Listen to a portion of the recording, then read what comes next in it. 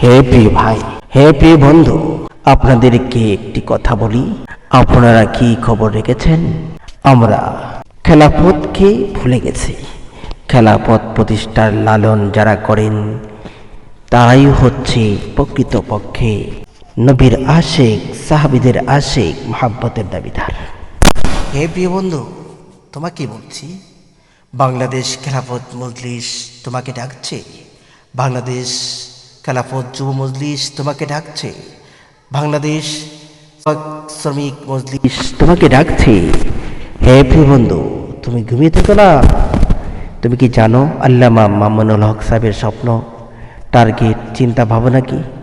তুমি কি জানো? জেনে নাও হে প্রিয় বন্ধু। ইমান ও আমলের সাথে আমরা আগাবো ইনশাআল্লাহ, দেশকে একটি সুন্দর, সমৃদ্ধশালী, শক্তিশালী হিসেবে গড়ে তোলার জন্য। দেশকে সমৃদ্ধশালী, শৃঙ্খলা আবদ্ধ করে মানুষের ন্যায্য অধিকারগুলি প্রতিষ্ঠা করা হচ্ছে বাংলাদেশ খেলাফত মজলিস, বাংলাদেশ খেলাফত যুব মজলিস, বাংলাদেশ খেলাফত শ্রমিক মজলিসের উদ্দেশ্য।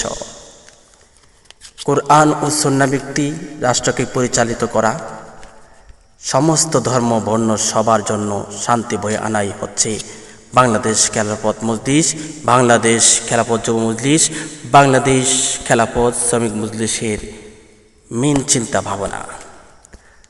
এই জন্য শান্তি যদি একান্তভাবেই কামনা করেন তাহলে আর দেরি করবেন না, আল্লামা মামুনুল হক সাহেবের সালাম নিন।